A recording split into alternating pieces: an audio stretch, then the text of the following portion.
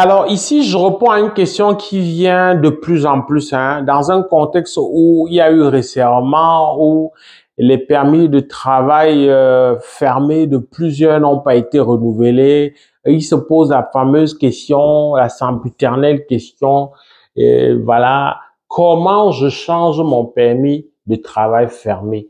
Alors pour répondre définitivement à cette question et vraiment résoudre une fois pour toutes ce stress que tu as, si toi probablement tu es dans cette situation ou un proche, je réponds donc à cette question. Mais avant, si tu viens de découvrir cet espace, moi je suis Valérie Kamdem, je suis consultant réglementaire en immigration, j'appartiens à l'ordre des consultants. Je suis par ailleurs détenteur d'un brevet d'enseignant au secondaire, j'accompagne donc les jeunes, les familles, les parents qui ont maille à partir avec des problèmes d'adaptation sociale, des jeunes adolescents en difficulté, des problèmes de conflit en famille avec les jeunes, entre jeunes et parents, etc.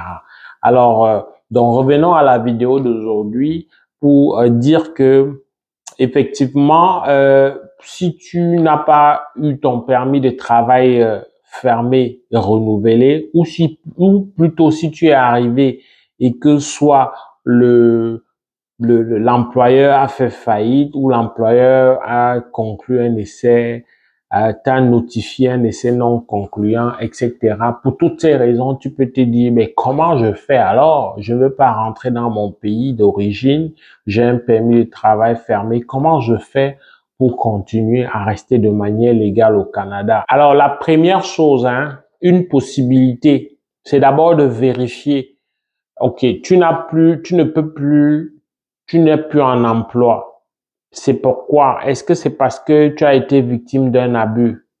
Ou tu es même en emploi et effectivement tu veux changer parce que ça ne t'arrange pas. Tu es donc lié à ce travailleur, à cet employeur par un permis fermé. Tu peux pas travailler ailleurs et tu n'es pas à l'aise. Alors si tu es donc dans un emploi étant victime soit de violence, ça peut être violence, ça peut être un harcèlement psychologique, ça peut être des violences même physiques, ça peut être de l'intimidation. Bon, l'intimidation, on va arranger ça dans le harcèlement psychologique. Ça peut être des conditions de travail plutôt inhumaines, mais ça peut aussi être de l'exploitation financière. Pour toutes ces raisons-là, tu remplirais, il suffit de remplir une seule de ces conditions-là. Ben, pour toutes ces raisons, tu peux immédiatement demander à avoir un permis de travail ouvert, c'est-à-dire changer ton permis de travail fermé. Ça, je préfère commencer par là parce que tellement il y en a qui sont victimes de ces abus-là et j'en ai fait vraiment un credo. Donc, il faut que tu saches que tu as la possibilité de te départir de cet employeur-là parce que le temps de l'esclavage est passé, derrière nous depuis plusieurs dizaines et centaines d'années. Donc, ça, c'est ce qu'il faut savoir. Mais ceci étant, tu peux être dans une situation de chômage technique ou plutôt tu ne travailles plus, on t'a plus, ton poste n'est plus ouvert, c'est l'entreprise est en difficulté, ça n'a rien à voir avec une exploitation ou de la violence. Alors, si c'est une récession économique, donc, ben, tu n'as pas d'autre choix que de continuer à trouver du travail. OK?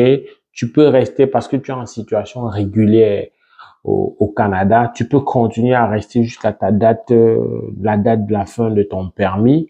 Mais si tu sors, tu ne peux plus. En principe, quand tu sors, tu ne peux plus revenir normalement dans ce cadre-là. En tout cas, si tu reviens, il faut être considéré comme un chanceux parce que à l'aéroport ou si tu veux au point d'entrée, l'agent doit en tout temps valider si tu remplis les conditions pour entrer au Canada. Une parenthèse, c'est pour ça que tu peux entendre qu'un visiteur multiple entrée est venu pour une deuxième ou troisième fois, on l'a refoulé. Pourtant, il a bien un visa multiple entrée parce que l'agent a toujours le choix de valider si tu remplis les conditions en tout temps. Le visa n'est qu'un document pour voyager, mais tu as le droit d'entrer seulement quand tu échanges avec un agent des services frontaliers du Canada au point d'entrée.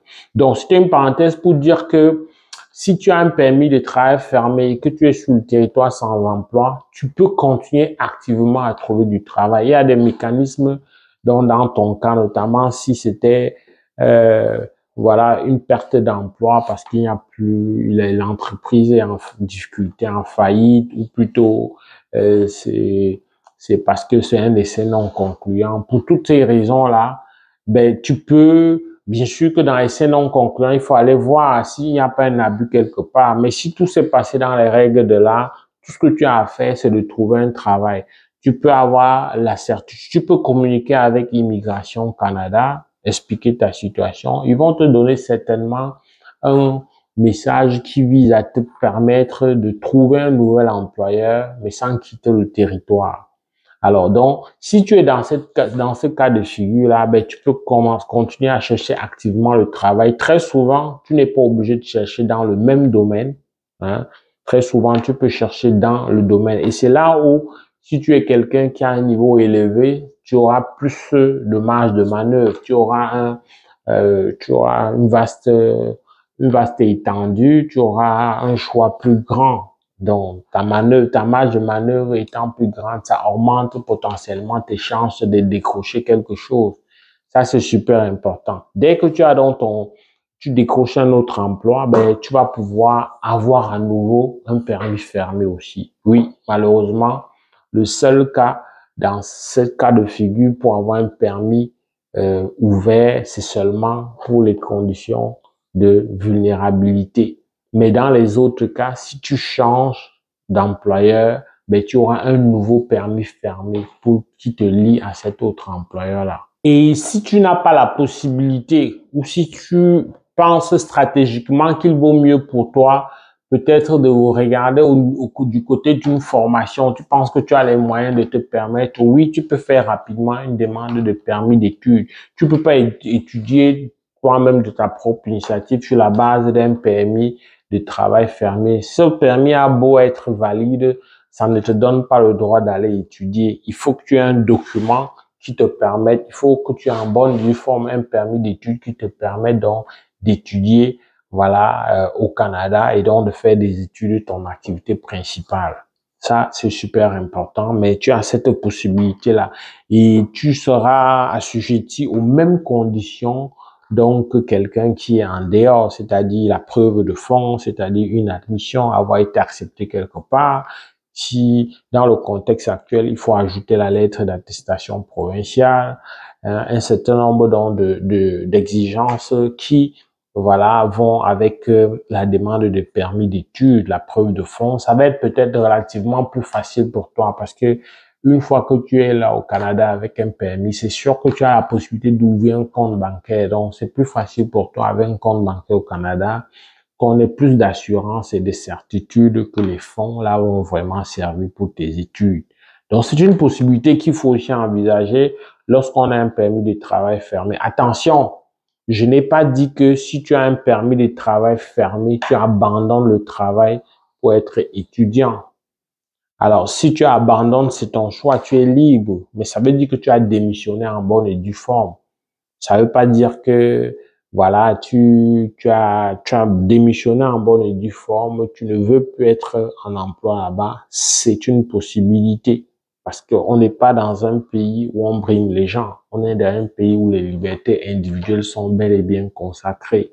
Autre chose que les gens, je sais pas pourquoi, c'est tellement pourtant facile à deviner, à imaginer. Je sais pas pourquoi ça échappe à ceux qui sont souvent ici. Avec recul, je vois que ceux qui sont ici ignorent que bien qu'étant ici, étant comme travailleur étranger temporaire, tu restes comme son nom l'indique étranger. Et à ce titre-là, tout ce que un étranger, tous les programmes auquel un étranger a droit quand il est hors du Canada. L'étranger qui est au Canada a aussi droit. Ce n'est pas parce qu'il est au Canada qu'il cesse d'avoir droit. Donc, je veux parler de quoi? Je veux parler de tous les programmes d'immigration économique. Si tu as un profil qui va avec, ben, ça se peut que, voilà, ce soit une bonne occasion pour toi.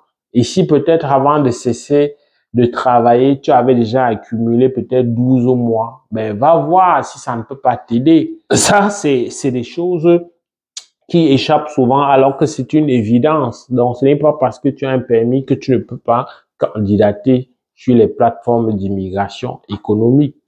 Donc, tu restes un étranger et tu, à tout moment, as ce droit-là. Ce qui est incompatible, il faut garder en tête que ce qui est incompatible, c'est quand tu entames deux procédures d'immigration permanente en même temps, parce qu'il y a quelque chose qui ne va pas. Puisque généralement, une procédure d'immigration permanente suppose qu'il y a une intention de résider. Si tu signes deux intentions de résider dans deux provinces au même moment, il y a quelque chose qui va avec la crédibilité de ta candidature. C'est voilà pourquoi on peut dire que on ne fait pas deux programmes d'immigration en même temps, d'immigration permanente. Mais si on parle d'immigration temporaire, ben, tu peux demander un visa visiteur, tu peux aussi demander un permis d'études. Tu vois, son nom, c'est permis d'études. Quand tu demandes le permis d'études, on te donne le visa parce que, ben, c'est un document pour voyager. Donc, si tu es dans un pays qui est dispensé de l'obligation de visa, ou si tu es citoyen, pas être dans, c'est pas la même chose. Si tu es, par exemple, citoyen camerounais ou ivoirien qui vit en France, tu dois avoir le visa pour entrer. Mais si tu es citoyen français, tu n'as pas besoin de visa. Dans tous les cas, il n'y a pas d'incompatibilité lorsque tu as un permis de travail et que tu aspires aux études. C'est seulement quand c'est deux programmes d'immigration permanents en même temps. Je n'ai pas dit deux déclarations d'intérêt. Déclaration d'intérêt, tu peux en faire plusieurs. Tant que tu es au niveau de la déclaration d'intérêt, il y a rien là, il y a aucun engagement, il y a aucune demande officielle. Donc, c'est important de savoir ça. Je termine en disant que si toutes ces différentes possibilités-là ne sied pas avec ton cas, peut-être que c'est l'immigration humanitaire qui est finalement la bonne affaire pour toi. Immigration humanitaire ici, je pense peut-être, est-ce que c'est le regroupement familial? Il y en a qui, chemin faisant, parce qu'ils sont venus, peut-être ils ont perdu le travail, mais ils ont trouvé l'amour. Si tu as trouvé l'amour, ben, c'est une possibilité. Ça, c'est quelque chose qui va te garantir, si c'est pas un mariage de convenance, c'est quelque chose qui va aussi t'aider à t'installer définitivement, à abandonner complètement ton statut temporaire pour devenir permanent. Immigration humanitaire, c'est aussi la demande d'asile, le statut de réfugié, mais attention, ce n'est pas une demande qui se veut fantaisiste. Pourquoi tu demandes subitement? Est-ce que ce n'est pas parce que tu cherches des avantages ou une passerelle? Est-ce que c'est parce que pendant que tu perdais ton travail, ça a coïncidé avec une situation difficile? Peut-être tu es d'une tribu, d'une religion qui est persécutée dans ton pays subitement? Est-ce que tu es d'une race ou d'une nationalité dans ton pays qui est persécutée, etc.?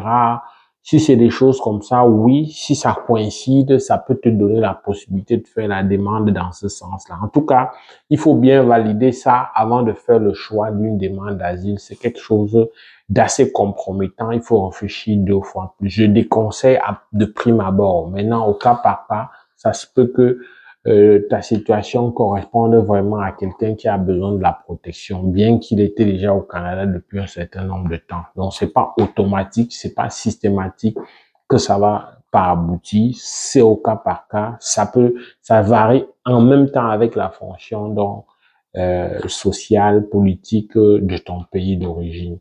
J'espère que cette vidéo t'a plu et t'a aidé à comprendre les différents canaux par lesquels un permis de travail fermé peut devenir autre chose de manière à maintenir un statut légal au Canada. Si tu as aimé, like, partage, fais savoir aux autres. Si tu es nouveau, abonne-toi et active la cloche de notification. On va se retrouver dans le cadre d'autres formats de vidéos. Porte-toi bien. Boula.